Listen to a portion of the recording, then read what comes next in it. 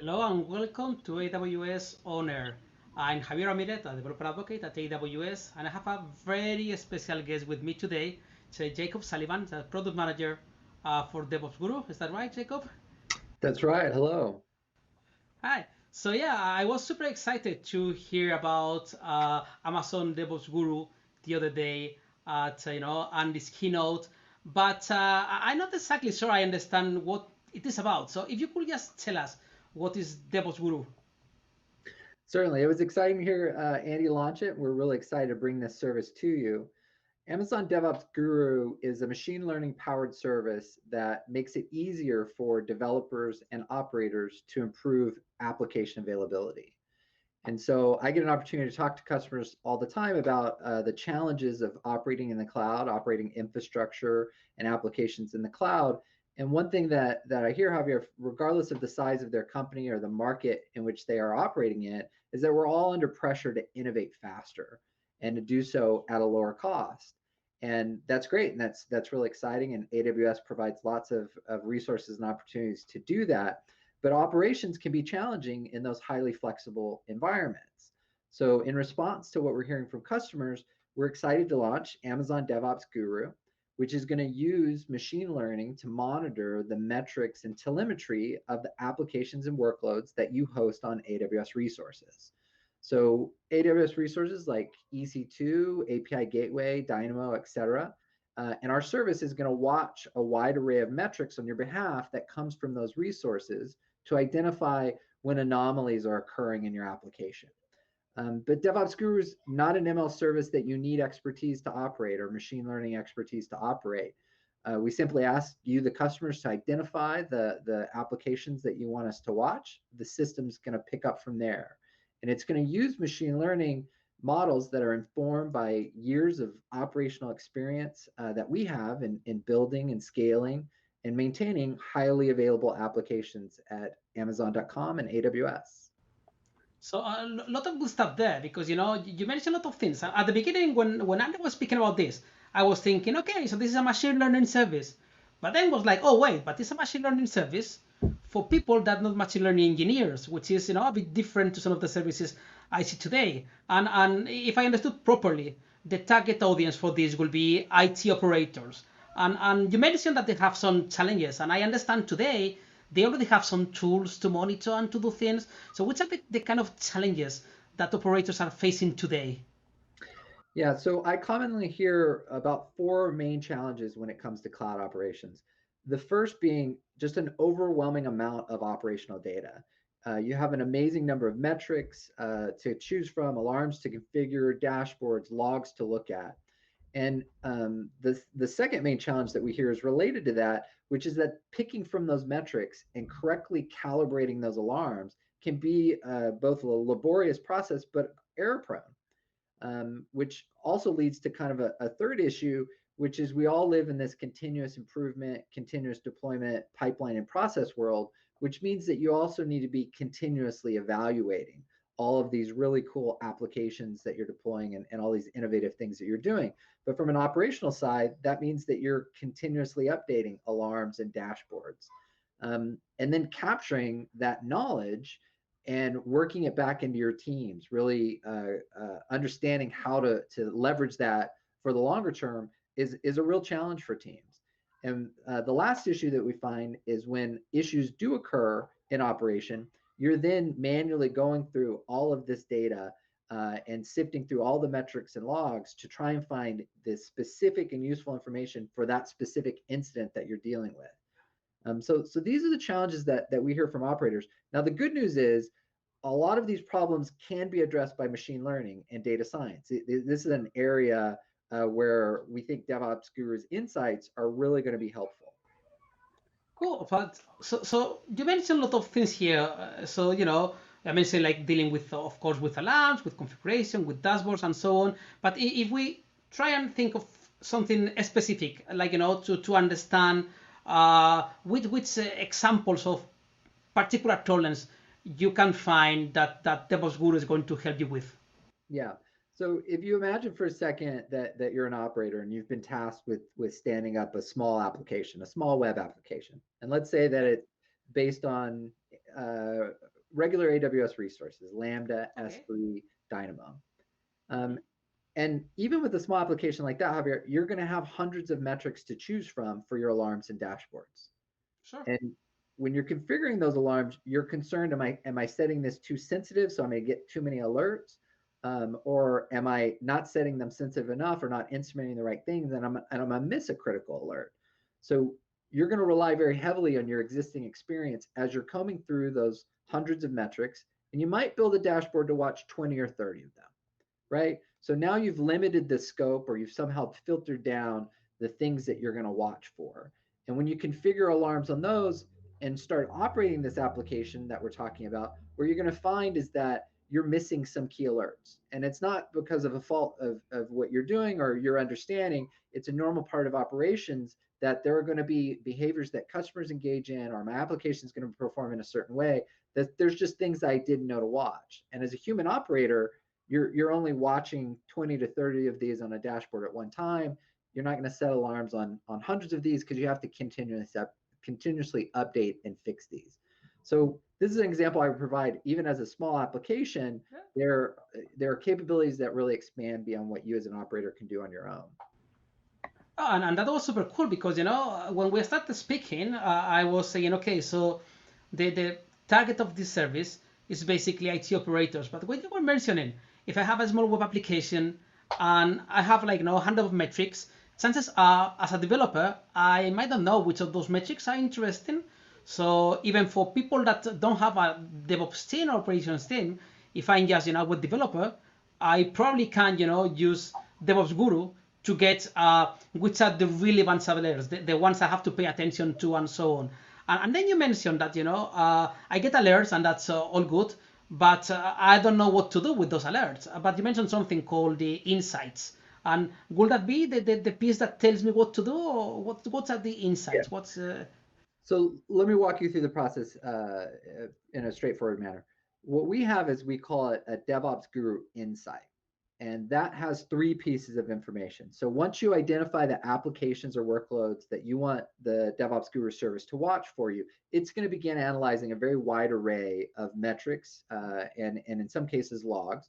And it's going to be looking for anomalies, things that deviate. Now, it's watching a whole bunch of metrics for you, which is great, because it can see early signs of change, and it can see a wider array of things than you're going to monitor yourself as an operator. When it does spot those changes, it's going to collect those anomalies together. So you don't receive multiple alerts about the same issue. It's going to collect those anomalies together, and it's going to create an insight, a DevOps Guru insight. And in addition to that first piece of information, those metrics, metric anomalies, it's going to pull enrichment data. And specifically, it's going to go through the CloudTrail management log, and it's going to look for, did I deploy resources? Did I change configuration of resources?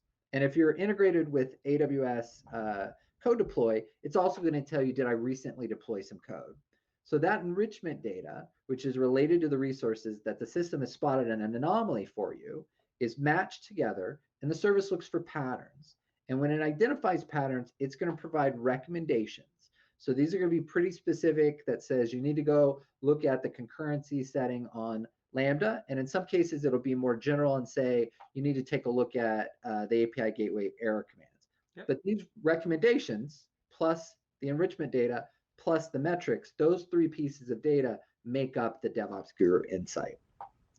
Okay, so it's not just telling me, oh, you have some tooling here, but it's actually going to tell me if in some parts of the AWS infrastructure, which actions could I take directly to do something about that, and try to improve the situation. I believe you have a demo prepared in which we can actually see how this works, because speaking is good, but seeing something working is much better. So if you want, we can go to the demo now. That's great. Cool. So when you're first brought to the console, you'll find our splash page. Here on this page, you'll find more information on features and benefits, as well as links to the documentation and the API reference. If you scroll back up and click on the Getting Started button, you'll be taken to the Getting Started page. Here, the service is going to walk you through the necessary roles and permissions, and detail the other services that it needs access to, such as CloudWatch, Code Deploy, and X-Ray, to be able to provide the service. If you scroll further down, you'll be taken to the analysis coverage section. Here you're choosing which applications and workloads you'd like DevOps Guru to monitor. You can select Analyze all resources in the current account. This will consume everything in the current account, or you can select Choose Later, which will allow you to pick from the existing CloudFormation stacks that are in that account. Further below, you see that you have the optional setting here related to SNS or Simple Notification Service. If you enable this notification, you can receive alerts. It also enables certain third-party tools, which I'll talk about in just a second.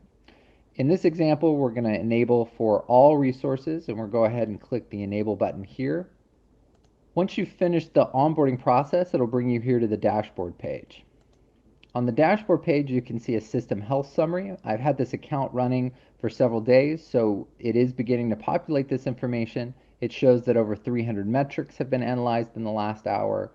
There are currently no impacted stacks. This is a reference to CloudFormation stacks, and there are no ongoing reactive or proactive insights. And I'll talk a little bit about the difference of this a little bit later in the talk. Here on the system health overview, it is organizing your account by the applications or workloads, and in this case specifically the CloudFormation stack. So we have 2 active CloudFormation stacks, and it's recording information about those individual stacks so you can understand how your different applications, the current state that they're in, as well as stack lifetime MTTR, or mean time to recovery. And I'll talk about what this means just a moment below. Here you have another reference to proactive insights, which again, I promise I'm not teasing. We will cover that in just a little bit. And then you have the account overview section. And what you see here is that there are 3 reactive insights that have been recorded in the last month. There are 2 in the last week, and they're averaging 7 minutes mean time to resolution. What this likely means is that these are intermittent issues, which is quite interesting. So let's dive in and see what we're looking at. If I click on that button, it'll take me here to the Insight List page. Here on the list page, it's listing the insights, and I have it set to 1 week. So I can see through the titles that there's something going on with the lambdas. I'm seeing errors and lambda durations, and both of these are currently closed. This will take us to the Insight Detail page, where it's going to give me some additional information about what's going on. I have a description here. It's similar to the title. It's telling me there's something going on with the duration metric. Status is closed, only affecting 1 CloudFormation stack, and then the start and end and update time. This is a reference to the System Manager Ops Center integration. This would be a link out to the ops item, and I'll talk more in detail about that a little bit later. The first section you have here is the aggregated metric view. And so what this is showing you is that there are 4 metrics that have anomalies. You can see the start time of the anomalies, and since these anomalies have resolved, they also have an end time. And it's presented here in a timeline view to give you an understanding of the order in which these anomalies have occurred and how they might be related. And I can tell here they're all in the same CloudFormation stack. 1 is for the Lambda, and the other 3 are for the API gateway. And if I want to look at the waveform, I can click here, and what you see is it's saying View All Resources in Graph View. This is because there are multiple metrics under this namespace, the duration P50, and in this case, because it's Lambda, there are multiple dimensions that are here.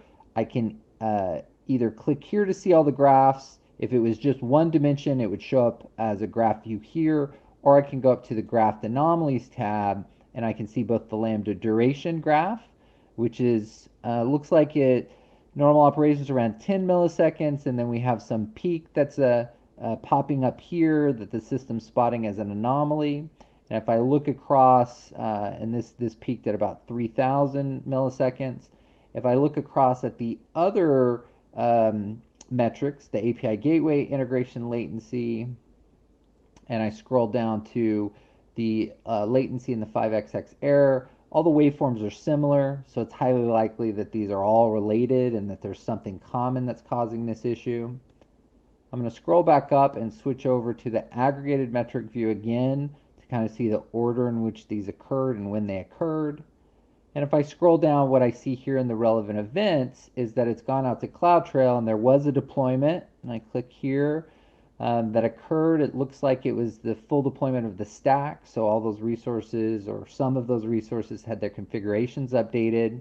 And I can link out here to CloudTrail if I want to see more details on that. And it occurred here in the timestamp. And what I can see from the events is that not too long after, I began to see these anomalies. So the insights started and these anomalies. So these things could be related to this deployment. That would certainly be something I would look closer at. As I scroll down to the recommendations, what I see here is that it's telling me I might want to look at the configured provision concurrency. I want to troubleshoot latency and errors in the API gateway. And I think of these operational issues as a bit of a mystery or a puzzle, and we're looking for clues to resolve it. So I'll go ahead and jump to the end of the story. It turns out that it is related to the provision concurrency, and it's also related to the Amazon API gateway. And so what your operator is going to find out as they do further research that this deployment here updated the provision concurrency setting on the Lambda. And so what that means, concurrency, which is the number of requests that can occur on a Lambda function at one time, by reducing the provision concurrency setting, it means that it can only handle a certain number of requests at a time before it needs to scale up other Lambda functions. And when it needs to scale up, because there's a burst in traffic and you're exceeding that concurrency setting, there's a delay, there's a latency that's introduced to that Lambda that's expected. Well, the challenge with the scenario I'm showing you here is that by reducing that concurrency setting, the integration latency timeout that was set on the API gateway when all of these resources were originally configured the first time they were deployed, it was that integration latency timeout was set to a small window. So if the duration on the Lambda begins to spike and it has to, because it's spinning up these additional resources, it's exceeding that window of the integration latency timeout.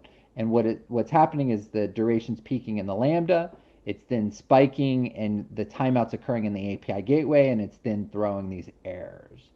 So this is an example of how an operator can use the information that we're presenting here, including the recommendations, to go and research the provision concurrency setting for the Lambda and troubleshoot the specific errors that are being thrown by the Amazon API gateway to get to the root cause faster. Okay, so that was pretty cool, Jacob. So thank you very much. But there was one thing that caught my eye. Of course, apart from everything that the general feeling of how easy it feels. But you mentioned something interesting here. You mentioned proactive insights, and I would like to know more about that. Yeah, so proactive insights is an area we're really excited about exploring. The process that I've pretty much described to this point was the reactive, meaning it spots an anomaly and the system takes an action, gathers this information for you. Proactive is where it's watching things in advance and notifying you sometimes hours, if not days in advance. And the specific use case that's in the product today is around resource exhaustion. So it's looking at, let's say, memory utilization scenarios where we can tell, the service can tell that you're going to exceed a threshold in the future. And it's going to go ahead and notify you that in advance. And we're really excited about proactive and moving developers and operators in that direction. I can imagine, because that means that instead of fighting fires, if I get like notice way in advance, I can just react in a calm way, no hurry, and make sure we don't do anything weird on production, which is super cool. And I can imagine a service like this. You should be usually working with some because the ecosystem in observability and monitoring is quite large. So I can imagine you are integrating with different technology partners. So which integrations you have already available here? Yeah. So as I mentioned in the walkthrough, one of the first integrations we're really excited about is integration with System Manager Ops Center. So in Ops Center, it's a console view for you to be able to view and manage ops items. And so when an insight is created in DevOps Guru, if you have this enabled, it will create corresponding items for you in Systems Manager Ops Center. You can manage those items in that workflow. You can associate them with Systems Manager runbooks, our automation documents. So there's lots of really neat things that you can do with that integration. In addition to that, through the simple notification service or the SNS, if that's configured, it'll also integrate with two of our other partners, Atlassian Ops Genie and PagerDuty. So we're really excited to work with them. From there, insights that are created and pushed into that system, you can route them to the right team members. You can filter them. You can do a lot of other really neat incident and management and workflow management operations with those partners. And we're really excited to have launched with them. Well, that sounds super interesting because you can easily adopt the workflow of your team without having to go to do something completely separate. But when you were speaking about the kind of things you can do with DevOps Guru, at some points I was thinking, I don't know, I have seen some people using things like CloudWatch anomaly detection and other services, something similar. How is DevOps Guru different to something like the CloudWatch anomaly detection service? Yeah, CloudWatch anomaly detection, really cool feature. It's a great extension of the CloudWatch observability platform. And if you know as an operator which critical metrics you want to set these alarms up on, you can have CloudWatch do this anomaly detection on that metric. And so it's basically an auto calibration, if you will, of that alarm on that metric. DevOps Guru, we're really kind of approaching the problem from an entirely different direction. We're asking you to identify an application or a workload, and we're going to watch across all of the metrics at once. And although we are evaluating individual metrics on individual resources, the strength of the service is that we're looking at it as a collection. So that would be how we're different than, say, CloudWatch anomaly detection. There are other platforms out there and other systems that are designed to help with these types of things. We've really prioritized ease of use in the way that we've built DevOps Guru on AWS native resources. And so if you get a chance to try out the service, I think really that's what you're going to see. Oh, and I know you mentioned some of this already on the demo here and there, but just to be sure I have this right. So if I want to use DevOps Guru, so which are the data sources where I can be ingesting the data that DevOps Guru is using for these insights and detections? Yeah, so DevOps Guru, when you configure it, it's going to ask for permissions to read from Amazon CloudWatch, AWS Config, CloudTrail, CloudFormation, and X-Ray. And let me walk through this for just a second. With CloudWatch and CloudTrail, what it's reading are the vended CloudWatch metrics and the management log from CloudTrail. These come out of the box. They're there whether customers are using them or know about them. And the raw metrics in CloudTrail that I'm referring to, they're free of charge to customers. So there's no additional charge from that. From config and CloudFormation, we're pulling some information about how your resources are connected together so we can better understand kind of that application boundary, which is very useful in surfacing these insights. X-ray they put traces into your application, or you put traces into your application. That's completely optional. DevOps Guru will work whether you're using X-ray or not, but there are some interesting application grouping things that come from the use of X-ray. Cool. So these are the data sources, but if I want to start using them as a user, do I need to go like now data source by data source and just connecting them somehow, authorizing? What do I need to do in order to start getting data from those sources? So it's an all or nothing, and we've optimized it for ease of use. So when you first onboard with the service, as it was describing the walkthrough, it's going to consume those resources, that data. You're going to give the system permission to consume that, and there's no Yeah. additional configuration or steps needed on your part. Cool. So now I put like everything together here, and I think I'm getting quite a good idea. And the thing is, before talking to you, I got the idea that this DevOps Guru thing will be mostly for large corporations with people that have like kind of a large operation and they have a lot of metrics. But after this conversation, I can imagine if I have like I don't know, for example, imagine I'm a small operation. I have uh, something based on WordPress with a couple of machines and an auto scaling group, something like that. Will DevOps Guru be also for me, or do I need to have a lot of data in order to take advantage of this? Yeah, so DevOps Guru is designed to actually be useful in both scenarios. So existing customers that may be larger and well using AWS resources, they're going to benefit from that auto calibration capability as they continually improve their applications. And they're going to benefit from the way that we put data together for them as we collect data and present it to their operators. But on the other end of the spectrum, when you think about the smaller customers, or maybe customers who are just beginning to onboard to AWS, that overwhelming challenge of instrumenting those applications and setting that up initially can be quite daunting. And we think that this will have a lot of value for them. And the last point that I would add is that the system is priced to scale, and you can find more details on our pricing page. But if you're a small user, you're going to pay commensurate with the small coverage versus a user who's using lots and lots of resources. It'll scale with you.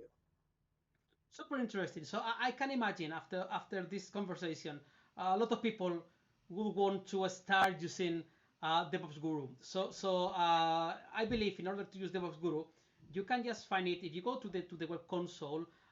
You need to search for Code Guru actually, and DevOps Guru it will appear on that section. So as of today, there is no dedicated section for DevOps Guru. Just go to Code Guru, and from there you will be able to find the link and start actually analyzing your data. Is that right? That's pretty close. So if you search for DevOps Guru in the actual search bar of the management console, it is going to bring up the Code Guru link. Okay. You can click on Code Guru, and there's a banner at the top to immediately jump into DevOps Guru. And if you search on the web, you'll find our blogs that have deep links as well. And it'll immediately walk you through kind of the onboarding process. In addition to that, we are offering a free trial. And so you'll see on our pricing page, it talks about billing for active resources. We are offering over 7,000 active hours of resources per month and 10,000 API calls per month, free for the first 3 months. And there's more details on the pricing page, but we're really excited about customers large and small jumping in and giving the service a try.